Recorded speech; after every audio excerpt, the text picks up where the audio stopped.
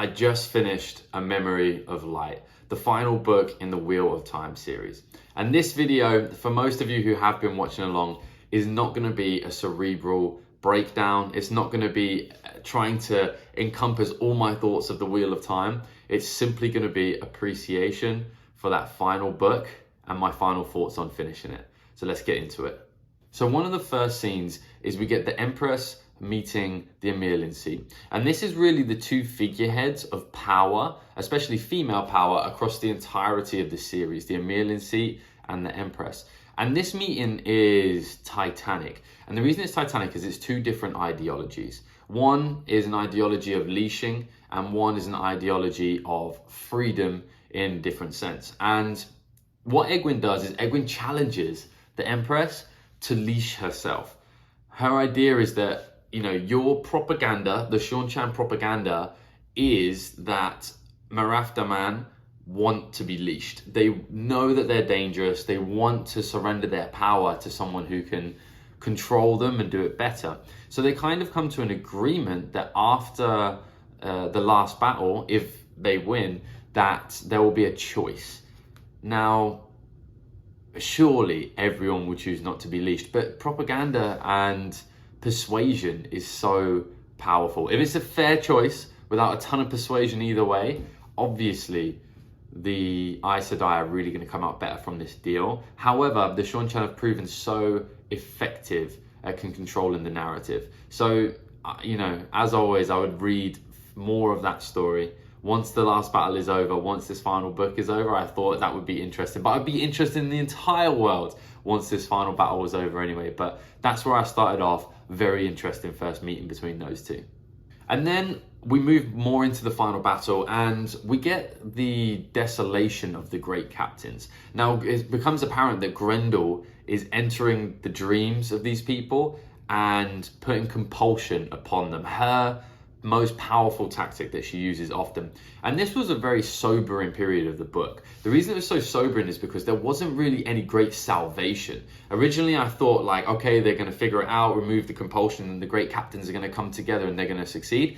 No, really their stories ended with them betraying via compulsion. You know, it's not a real betrayal, but succumbing to that compulsion and really overriding a lot of the good that they did in the first place. And there was no salvation for these guys. Most of them died in battle knowing that they had really let their side down through no real fault of their own, but still they will view it that way. And that really set the tone for the kind of losses that we were going to see in this final battle and in this final book as well. I do have to put a side note. Although all the great captains are great captains, they understood tactics, and once it was shown to them they were under compulsion, they accepted it.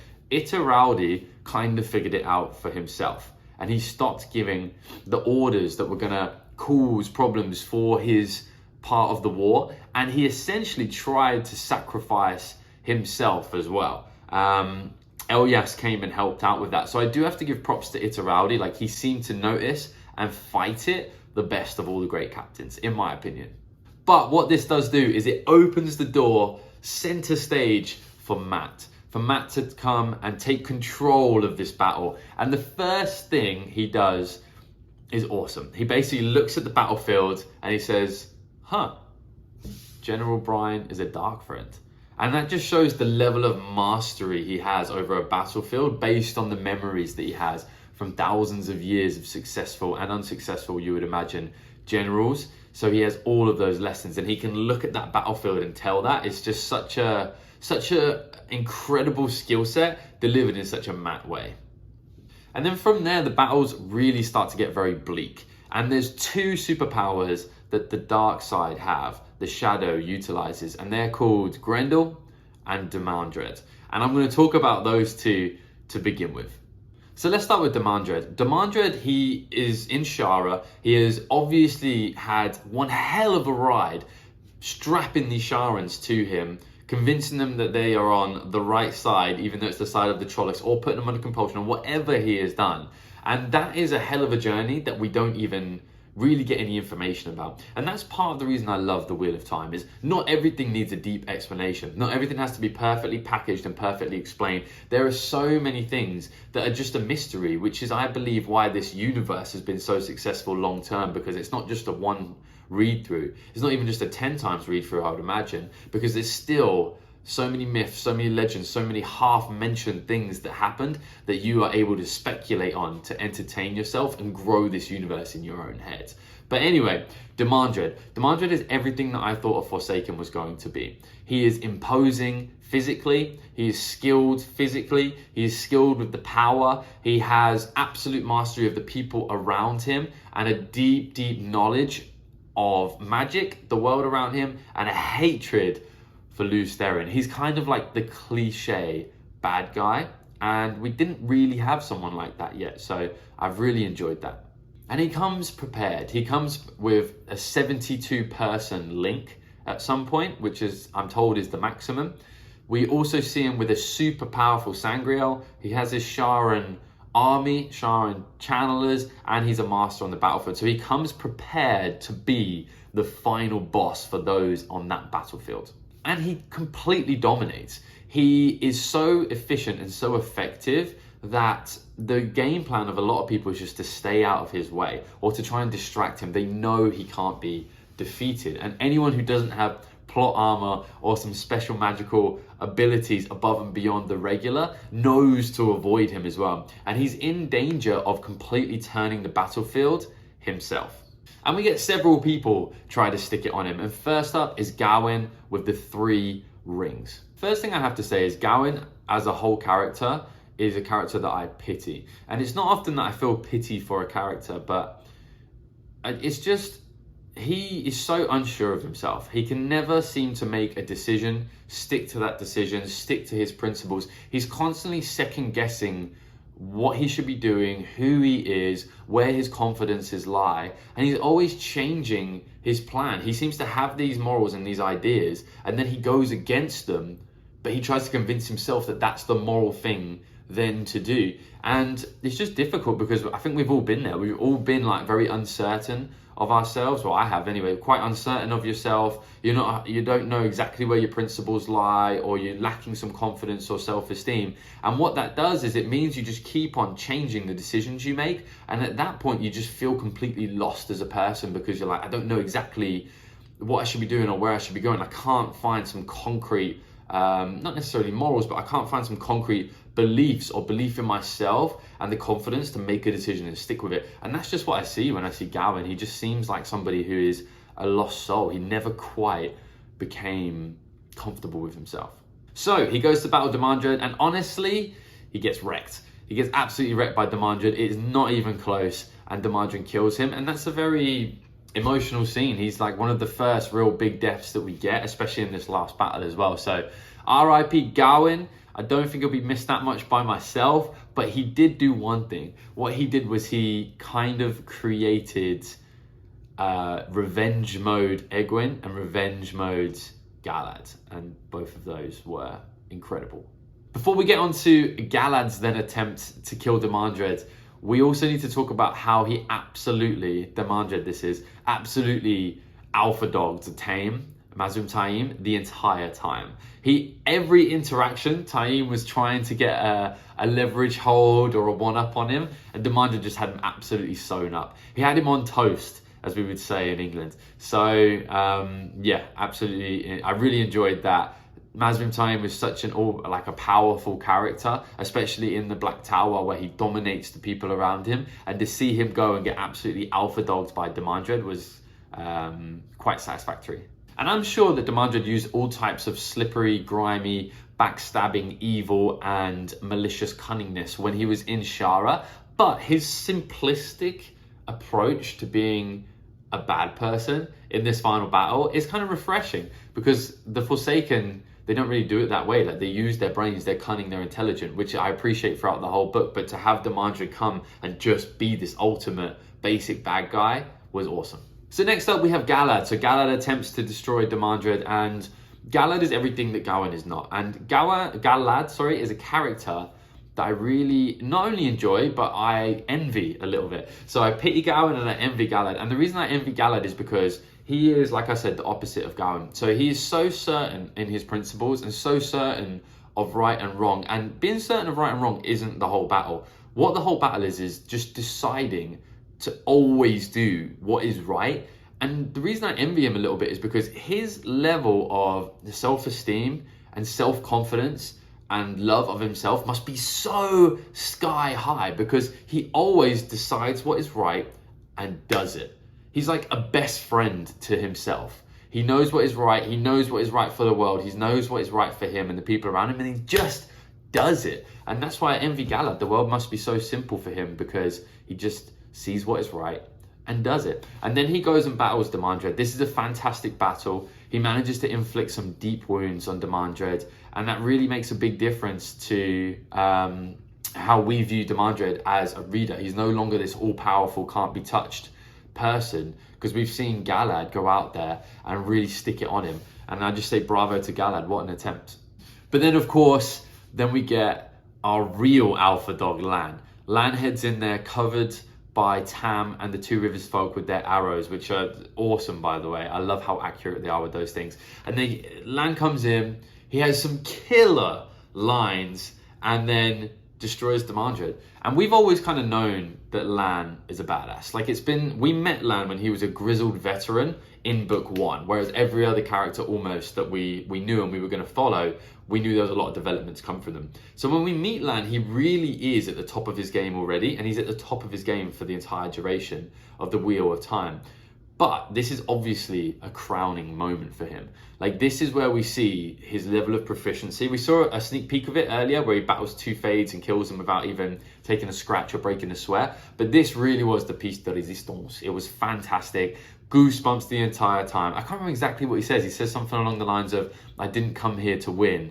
I came here to kill you. Something like that. And bravo. So that's Demandred out of the way. He is destroyed in this final battle. Let's go back to Graendal. Graendal is easily the best and most hated Forsaken in my book. And the reason for that is because she's so frustratingly good at what she does. It's a mixture of willpower, cruelty, and competence, and all of those mixed together just make her such a good evil character, because she's intelligent, she's powerful, and she just is determined to be evil. And even her speciality, even her talent, which is clearly compulsion, is so evil by rights. It's very similar to the leashing aspect of things. It really just takes people as slaves, and it's such a fitting talent for somebody so self-absorbed and self-obsessed. And I hated her, but I love to hate her because she's such a perfect villain. And she does some awful things. Not the least is putting Ruark under compulsion, which actually leads to his death later as well. But at one point we have Cadsuan, we have Amius, and we have Avinda, and I think Olivia potentially, all battling against Graendal. And Graendal is still holding her own. However, we do see a moment when it's basically Cadsuan versus her one-on-one. And we knew Cadsuan was powerful. We knew that a lot of her power really comes from her knowledge and how ancient she is. And to see her go toe-to-toe with Graendal was excellent. I've always really liked Cadsuan, as I've always said. And I know that's not necessarily a hot take, but it is divisive. Like, some people really like her, some people don't. But even those who don't like her, I think seeing her go toe-to-toe with Graendal must have been good fun. Surely, to see her actually come out and give her all rather than just moving people around and being a great politica, this was fantastic. So the end of Graendal actually comes at the hands of Avinda. And this was foreshadowed quite a long time ago when Elaine picked apart her weave and it destroyed a lot of the Sean Chan, I believe it was. So Avinda copies that and she picks apart the weave, and we know that that's a random thing to do because when it occurs, you don't really know what the outcome's going to be. And Graendal was weaving compulsion, and what happened was, poetically perfect, she actually latches that compulsion onto herself. And I don't know if she dies or not. I don't think she does, right? I'd have to reread and go back. But we know that's the end of Graendal. Her level of compulsion is just ridiculous. I can't imagine she survives long. I'd imagine they execute her pretty quickly. And then we move to Egwene. So Egwene loses Gawain, and that is step one. I just want to go on record and say that I think that's a terrible matchup anyway. Egwene and Gawain just don't go together at all, but that's a conversation for another day. So she loses Gawain, step 1. She then takes Leolwyn as a warder, and she has a top tier speech about, you know, how the Emerlin needs to act about this. And it's something along the lines of like, you know, as Egwene, I feel hurt and I feel pain, but as the Emerlin, I feel sorry for Egwene, but there's no time for this. Something along those lines, and it really just summed up Egwene as a whole and her role as the Emerlin. It was a beautiful speech. I read it a couple of times.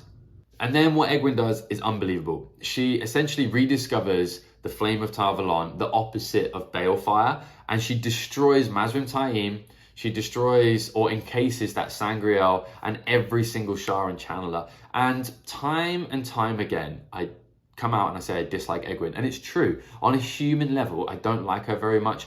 But I have to be honest, I don't think anybody has a better development arc than her if you take into account she's not Ta'veren. Like the things that she achieves through sheer willpower, through discipline, through just the hunger for it, and the knowledge that she could be great, and an idea and the goal that she drives for. I will never like Egwene, but I will never allow anyone to tell me that she isn't the greatest, if not one of the greatest achievers in this storyline. I just won't have any disrespect for her. Time and time again, she just does what needs to be done and be damned with the consequences. And it was beautiful. Like her ending, I was sad that she ended, but it just was so fitting. Like she lived her life kind of like that. Like she would die, she would do it all, put it all on the line for the cause. And there will never be an Emerlin previously or in the future who does more for the White Tower than Egwene Alvear. Hats off to her right there. Big love for Eggy. Then we move to Perrin. So Perrin, he loses to Slayer again, and then he goes and has a mega long sleep, which I thought was quite funny. So he has a mega sleep through the battlefield, through the battle while it's happening, and then he awakens and he decides, he has a great conversation with Master Logain, and then he decides it's time to get it.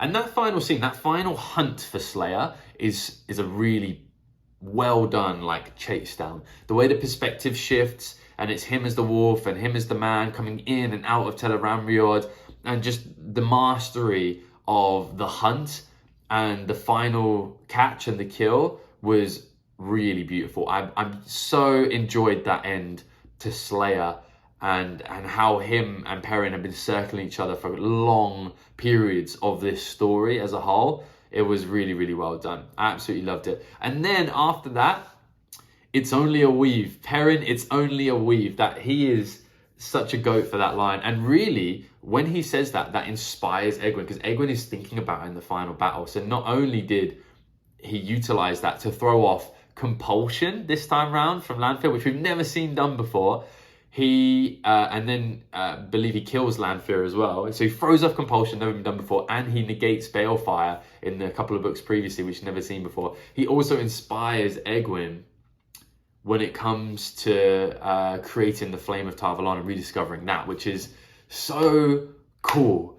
Hats off to Perrin. Hats off, I'm going to say hats off to everybody, obviously. I'm so impressed with everyone, but yeah, Perrin throwing off compulsion was just, for someone who was so uncertain of himself and didn't want to take on his responsibility and really shirked responsibility and avoided it and dismissed his powers, he eventually became this person who is arguably the most certain of who he is because of the way he's gone about learning Teleramriod. And he's just so grounded. And yeah, everybody needs a Perrin in their life. Amazing. And then we go to Mat. There's not much for me to say about Mat. He is the absolute MVP of this final battle, outside of, obviously no one could do what Rand did, but him controlling the armies. And he did it in such a way where it was still really fun. Like he was still making quips, jibes, being witty. We got a lot from his perspective. He was bluffing, double bluffing. We got all of the gambling references as well. That big gamble with the Sean Chan, and he really wasn't 100% certain that they would come back either. It was just perfect. He's got to be my favorite character. Like reading from Matt's perspective, I could probably read 10 more books from his perspective and only his perspective and never get bored. I would read about Matt for the rest of his days. He also kills Padan Lame / Mordif, We're going to talk about that a bit later because I was not impressed with that. It's probably my only gripe with the entirety of this final book, and but we'll talk about that a little bit later. And then of course we have Rand, our hero, our shining white light. And his battle with the Dark One was everything that I wanted it to be. It wasn't really a physical battle. There was no cut and slash. Nothing came down to simply swinging metal around. It was more philosophical. It was more, it was obviously always going to be a battle of wills, but it was really like I said, philosophy. It was ideals. It was understanding. It was eureka moments. It was seeing what things would be like without certain aspects of humanity on either side. It was really, really well done. And we get an awesome scene where he kind of comes to the realization the Dark One is not the enemy. The Dark One is essentially only what humans will allow themselves to become. His influence is what we allow it to be, and it's choices that push us in that direction. And really, the enemy is us making those terrible choices and allowing ourselves to be influenced by that part and those ideas. So that was my take on it anyway. I haven't done a ton of research yet, and I'm so excited to deep dive into all of the theories and all of the lore from everything that I didn't perfectly understand, or maybe people have a different perspective than me on it. Like, that's going to be amazing. I'm so looking forward to that. But his realization of that was really beautiful, and it was great to have an ending that was so satisfactory. Like, fantasy especially is so hard because they build up these bad characters and these baddies, these evil people, the crux of the story so high, and they're so perfect in their eyes that sometimes they make them so perfect in their eyes that finding a way to overcome them that's satisfactory, that isn't cheap, that isn't like a trick or a backdoor or a loophole, is so difficult. And so many fantasy series kind of finish and I'm like, oh, okay. You know, oh, we found the magic wand at the end, or the hook, or the magic sword, and that sorted it all out. And although we literally did have a magic sword in this one, there was no cheapness to it. It was well deserved, and I have no gripes on that. It was fantastic between him and the Dark One. And at times, it's really easy to underappreciate Rand. Yes, he's the chosen one. Yes, it was his destiny, but he earned every ability that he has. He went through trials, tribulations. He suffered for the people around him. He really went through the ringer. And I don't think there's any perspective, any lesson that he learned that was given to him for free. I really think that Rand is like an apex first main character for a fantasy story. And you really do fall in love with him. And it's easy to forget who he was and who he became, especially in that dark period where he was becoming so evil, where people call him Darth Rand, right? It's easy to forget the weight of the world on this person's shoulders and what he was to what he becomes in just 2 years of storyline. It's crazy. So mad love for my boy Rand. So what else happened? So I have some other miscellaneous notable things from this final book. So Logain is a difficult character, and the reason he's a difficult character is because he doesn't get a huge amount of page time.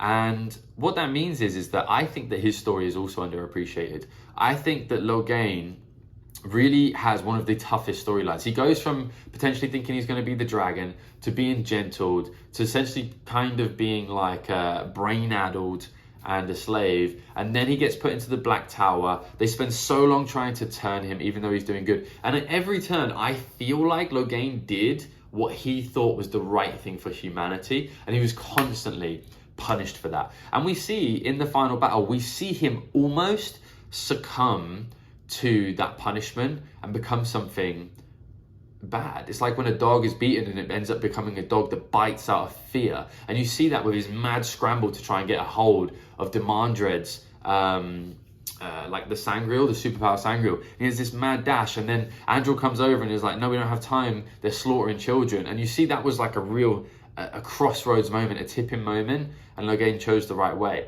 And I doubt he'll ever probably be maybe the happy-go-lucky guy that maybe he was when he was growing up and first becoming the dragon. But I'm so grateful that we get to address how poorly he was treated and what outcome that had kind of on him and how he managed to overcome that. So big fan of Logain, even though he doesn't really get the page time that I think his character deserved. And we get some really big deaths in this last battle. We get Swan Sanche, I should say. We get Gareth Bryan. We also get Ruark, and all of those are terrible. But there's two that really stabbed me. And the first one was Bella. We've been with that horse the entire duration. From book one, almost immediately, all the way through to the end. And she performs. Like, she always does what she needs to do. And she helps our little man over as well. That was just incredible. And to see her go, heartbreaking. But really, I think, you know, she overachieved. Like, she did so much. She was fantastic. R.I.P. Bella. And the second one was Bridget. And the reason why Bridget's hurt me so much was, number one, it was such a sudden and brutal death. Number two, I always really liked Bridget. And number three, the person who killed her, I believe his name's Mela, is such a believable bad guy. Like, I feel like we've all know this guy. Like, we all met somebody who is just a bully. Like, he sides with wherever the power is. He's a bully of people that he can bully, and he just tries to take whatever he wants at all times with no thoughts of whatever around him. And I know that sounds like a lot of the evil characters, but this one just felt much more realistic. So when he died, I was very happy. Although I did know that Bridget was going to come back as soon as the horn was blown, so I wasn't as heartbroken, but there was about a second or two before I remembered the horn was going to be blown that I was very, very sad. Another notable thing was Thom perfectly entering the void. And it's like the best description we could have got. He kind of enters like a meditative state. And I really enjoyed those scenes. It was like a bit of closure on that void, the idea of the void, because we learn about that idea of the void very early in book one. And we see people utilize it, and then we kind of see a mastery of it here at the end as well. So that was a notable scene for me. And we see Olva become the hero. I can't believe that I missed that Matt had already died, and therefore he probably wasn't tied to the horn anymore. It's so obvious when you think about it, but I just didn't. So we see Olva blow the horn, and there's one and only time that I've actually shed a tear in this entire series. And it was when I realized that when the horn was blown and all the heroes came out, and there was one hero who split off from the rest of them, and it gets mentioned. And we realised that is Jane, that is Noel going to save Olva, his boy. Oh man, I'm getting emotional just thinking about it now. It's like a grandfather going to look after his only grandson like that. It was so beautiful. And once I realised that was Noel and he was going across, I shed some tears. I feel emotional just talking about it now. Like, it's such a beautiful relationship and so much love between, like, obviously they're not grandfather and grandson, but it just felt like that. It felt like such a pure bond. And the final battle was happening, and what he decided to do immediately was like, no, I'm not coming to fight this final battle. I'm going to get my boy over. Oh man. Does it get more beautiful? I don't think so. I think that's the height of beauty. For me anyway. I don't know, it touched me. We also get Thom defending the tunnel entrance whilst composing his ballads, and he's defending it in the most Thom way possible. He's using juggling skills essentially with his knife throwing ability and proficiency, but also just the intelligence and understanding of people. He knows who people are by how they walk, and he just takes note of the things that other people don't seem to take note of. And yeah, fantastic. So Thom, such a perfect little wrap up for him and a final hurrah for him as well. So we get Shaisam, I should say, I think that's how you pronounce it, Padan Lame / Mordif. And that was the only unsatisfactory thing about this entire series. Padan Lame was such a perfect villain. He was so grimy, mysterious, powerful. And when I say mysterious, not just like, who is he? He's like steeped in mystery. Like, he's ancient, and his level of power. And he talks about the Dark One and Rand as old adversaries. So like, he's on that level. And then he just like, it was just such an unsatisfactory ending. I just feel like Padan Lame could have been utilized so much more, or Mordif. Like, there just could have been so much. Like, there's so much that it could have been, and it wasn't. And my big gripe from this final book, and this probably the series, that's my biggest frustration, is the lack of use for that character. Because I can't imagine a villain, I can't think of a villain that I was more excited to know more about than that. And that was sad. It just felt like we needed to do something moment, you know? We also get Moghedien leashed right at the end, and I know she's a Forsaken, she's a bad person, but boy, she's had a hell of a ride. She's pretty much constantly been leashed or had one of the Forsaken control her with like a mind trap, and she just had a terrible time. I can't feel sorry for her, but I do feel a bit sorry for her. She, like, that would be the worst destiny. But, you know, if anyone deserves it, it's her. And then finally we get Caddy Tuon as the Amirlin. She's going to hate that. I think she's not going to enjoy it at all. But of all the Aes Sedai left, bar maybe Moiraine, she's the one who really understands what an Aes Sedai should be like. I think she is much more realistic. She's much more focused on achieving the goal and doing it the right way rather than the politics side of things. Even though she's very good at politics, I think it's going to be a good choice for Amirlin. So, yeah, happy for Caddy Tuon, even though she's not going to enjoy that at all. She's the right person for the job. And then, of course, Rand survives, and he survives through Moghedien. I was a little bit disappointed in Moghedien. He didn't really do much. He set up to be like really all-powerful, and then he kind of was defeated by a loophole, you know, but whatever. I'm not disappointed in it. It was just, I thought maybe he was going to pose more of a threat. But either way, Rand survives, and just like that, it's over.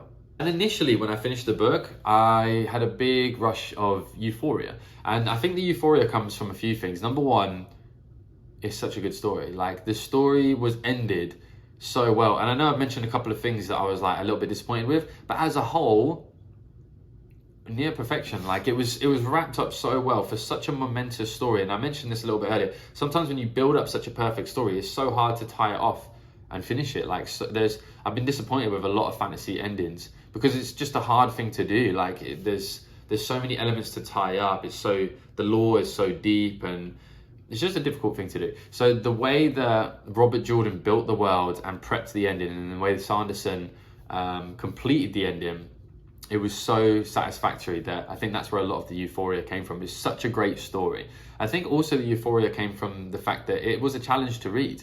Not because it was a challenging read, but just because it was so long. It took me over a year to read this series, and there were moments, especially in a few certain books, especially like not Towers of Midnight, Crossroads. It was like I wasn't enjoying it, and it just took a really long time. So part of the euphoria was getting to the end and being like, I did it, which was great. And then I just think my joy for Rand was part of it as well. Like, the way we wrapped up his emotions and wrapped up his feelings at the end was so wholesome. And you really, that is what helped me to appreciate Rand, because you really do appreciate, like, the Chosen One is such a curse at the same time as being a blessing. It's such a curse because he was just plucked from his life and forced into this unbelievably challenging world, and to have it tied off and finished, and to have him so happy and fulfilled and satisfied with what he did at the end, like, that's the kind of feeling that I would like to have when I'm getting to the end of my life, you know. I highly doubt that I'm going to battle the Dark One at any point or anything along those lines, but yeah, that level of satisfaction with what I've done as a person was just beautiful to read from Rand, from a character that I love so dearly. It was so good to see. And also we get him lighting his pipe as well. So we get him lighting that pipe, which kind of gives the idea that maybe he's like the powers of the creator a little bit. Like, it's a mystery, like it ends on a mystery, and it's so Robert Jordan. It's such a Robert Jordan thing to do, or maybe Brandon Sanderson wrote it with a goal of giving off of such a Robert Jordan thing to do, because it just creates more questions than it answers. And that's kind of what the Wheel of Time has been all about. It's kind of helping you come to your own conclusions and giving you your own answers to this universe, and allowing the universe to be special for you and you individually, because not everything is given to you on a plate. Like, we can all interpret things differently, which is brilliant. And then after about an hour of euphoria, I just felt very empty. It's such a long period of time to have this book going on, and my life changed during that period of time. And not necessarily just because I was reading The Wheel of Time. It's a great story, but that didn't change my life. I think what happened was like a year is a long period of time, so anyone's life will change during that time. And you have this constant narrative, which is this book that you're always kind of thinking about, because I'm reading it pretty much every day, or at least every other day for over a year. So it's like the backing track of my life during that period of time. And because my life changed during that period of time, because anyone's would during a year, it felt like the story changed me as well. So yeah, and I lose these characters that I've become such deep friends with. Like, I've known them since only 2 years in their time, but man, it was just like, we see such development from them. We get to know them so deeply. And although there are slow parts of these books, that just makes the depth of how well we know these characters so much more ingrained. Like, it's so much deeper in there because I spent so much time with them when not much was going on, when they were learning lessons, when they were growing as people, I was literally just getting to know who they were on a day-to-day rather than just their momentous occasions. So I felt really empty. I was so sad that I wasn't going to see these characters again. But then I realized that's not true. I'm going to reread this series. It might be a year or two before I get around to it, but I think this series is probably going to have some of the highest reread value of maybe any series ever, just because of the foreshadowing that's there. And I know there's a lot of foreshadowing because of things happening and then me thinking back and being like, oh, that was there. And that means that I'm probably only picking up 5% of that. There's probably 95% plus that is like things I didn't even notice that were foreshadowed, or maybe even things that I haven't grasped from this first time around that are just so obviously there. Things like Verin, for example, like knowing Verin's outcome at the end will change everything when I look at her. And there's a billion examples like that as well. So I haven't really lost these friends. They're going to be coming back around, and it's just a world that you can go to live in. And I can see why it's such a popular story and why so many people have read it. So that's it. I'm finished, but it's not over. There's going to be a few Wheel of Time. Well, I say a few, probably loads of Wheel of Time related content still coming from this channel. A few ideas I have is I'm going to do, I would like to do a look back at my initial predictions, and I'm going to run through those and maybe react to some of those predictions. I think that's going to be fun, knowing what I know now. Thinking of doing some kind of tier ranking for the characters and or books as well, maybe in another awards ceremony. If you have any ideas, let me know. I'm not ready to leave this world behind yet, so I'm going to do a few more videos based on it. I am now going to move into some different series as well, so looking forward to going through those journeys with you guys. If you've watched just this video, thank you so much for watching. If you've watched all of them and come on the whole journey with me, wow, what a ride. Either way, I've really appreciated you watching. Please like and subscribe, and have a great day.